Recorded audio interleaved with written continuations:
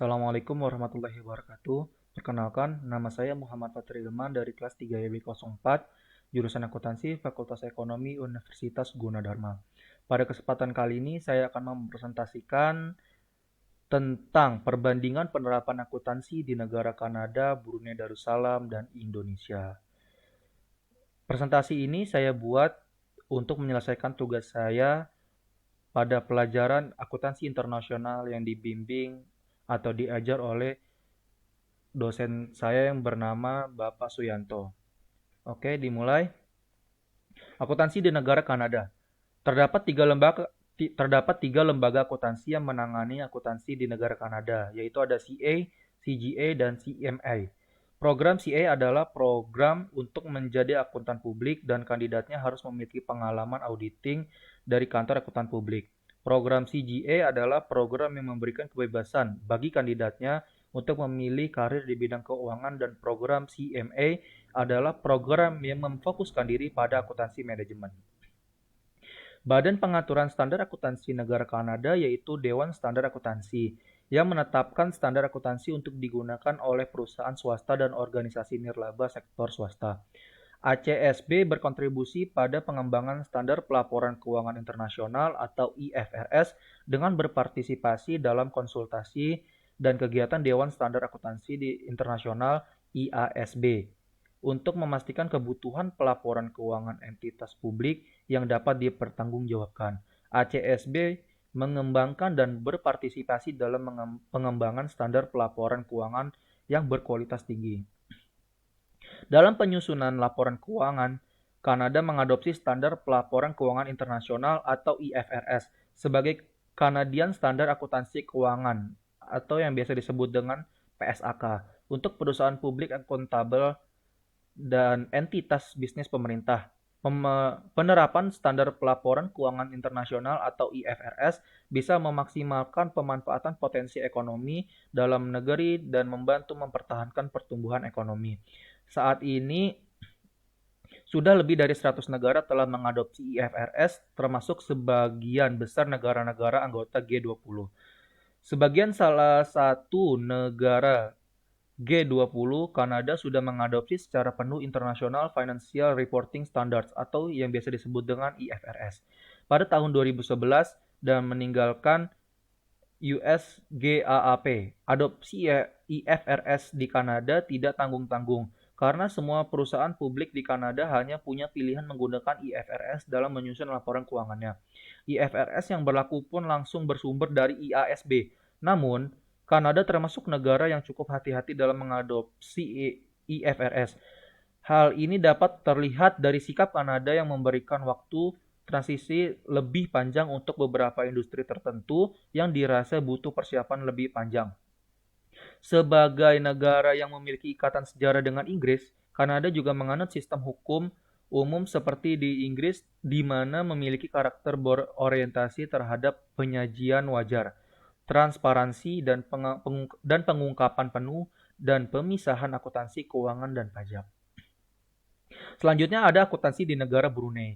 Brunei Darussalam Accounting Standard Council atau BDASC didirikan pada tanggal 1 Agustus 2011 melalui penegakan Accounting Standard Order atau yang disebut dengan ASO 2010.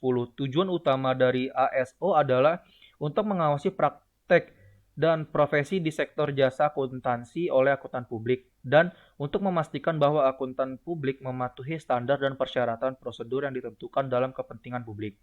Dengan adanya laporan keuangan yang standar dan seragam, akan memudahkan hal-hal berkaitan dengan manajemen keuangan seperti mendapatkan pinjaman dari lembaga keuangan serta dalam proses kepailitan. Dewan Standar Akuntansi Brunei Darussalam akan menerbitkan Standar Akuntansi Brunei Darussalam untuk semua entitas non-publik yang berlaku mulai 1 Januari 2018. Penerapan penuh IFRS di Brunei Darussalam berlaku mulai 1 Januari 2014. Ini berlaku untuk perusahaan yang akuntabel publik untuk akun yang dimulai pada 1 Januari 2014. Beberapa perusahaan multinasional besar di Brunei Darussalam telah mulai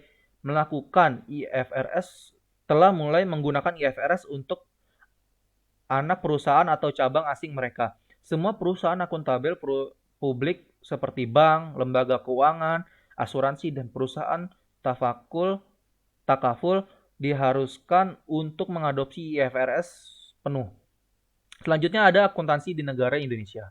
Standar akuntansi adalah suatu metode dan format baku dalam penyajian informasi laporan keuangan suatu kegiatan usaha. Standar akuntansi dibuat, disusun, dan disahkan oleh lembaga resmi Standard Setting Body. Di dalam standar ini dijelaskan transaksi apa saja yang harus dicatat, bagaimana cara mencatatnya, dan bagaimana cara penyajiannya. Standar akuntansi ini adalah permasalahan utama akuntan dan semua pengguna laporan yang memiliki kepentingan terhadapnya. Oleh karena itu, metode dan format penyusunan standar akuntansi harus diatur sedemikian rupa sehingga dapat memberikan kepuasan kepada semua pihak yang berkepentingan terhadap laporan keuangan. Standar akuntansi ini akan berubah dan berkembang sesuai tuntutan masyarakat. Standar akuntansi di Indonesia saat ini berkembang menjadi 4 yang dikenal dengan 4 pilar akuntansi. Keempat pilar tersebut disusun dengan mengikuti perkembangan dunia usaha. 4 pilar standar itu adalah yang pertama ada standar akuntansi keuangan atau yang biasa disebut dengan SAK. SAK digunakan untuk suatu badan yang memiliki akuntabilitas publik, yaitu badan yang terdaftar atau masih dalam proses pendaftaran di pasar modal atau badan fidusia atau badan usaha yang menggunakan dana masyarakat seperti asuransi, perbankan, dan dana pensiun. Sejak tahun 2012, Ikatan Akuntansi Indonesia atau IAI mengadopsi standar dari IFRS untuk standar akuntansi keuangan yang berlaku di seluruh perusahaan yang terdaftar di Indonesia. Selanjutnya ada yang kedua, standar akuntansi keuangan badan usaha tanpa akuntabilitas publik. SAK etap digunakan untuk suatu badan yang tidak memiliki akuntabilitas publik signifikan dalam menyusun laporan keuangan untuk tujuan umum. SAK etap juga mengikuti standar yang ditetapkan oleh IFRS, khususnya bidang small, medium enterprise, atau usaha kecil menengah.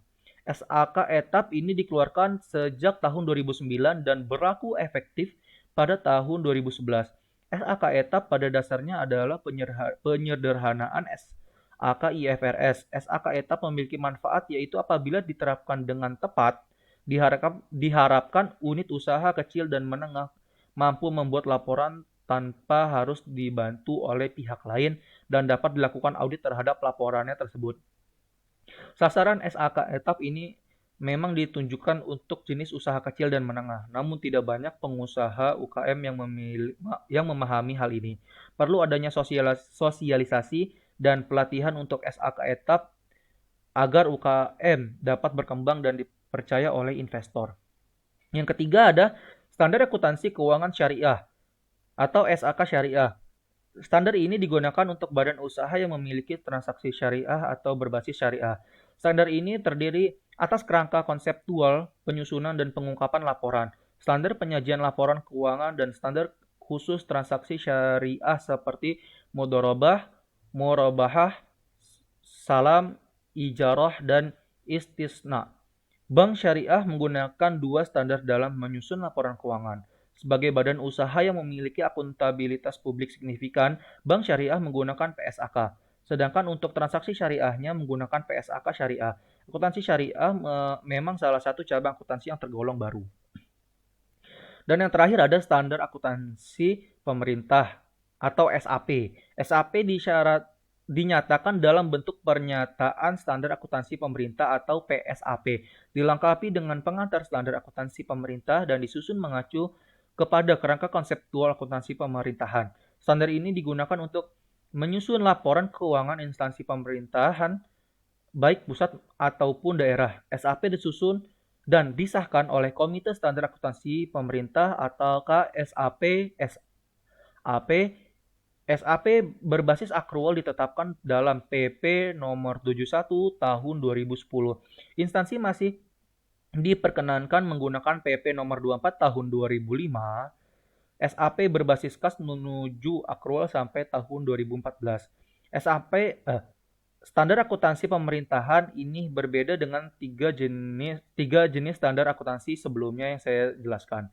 Penggunaan SAP biasanya terbatas di kalangan pemerintahan saja, sehingga publikasi laporan keuangan bidang pemerintahan tidak terbuka seperti laporan keuangan perusahaan. Berikut adalah presentasi yang telah saya lakukan. Terima kasih atas perhatiannya. Wassalamualaikum warahmatullahi wabarakatuh.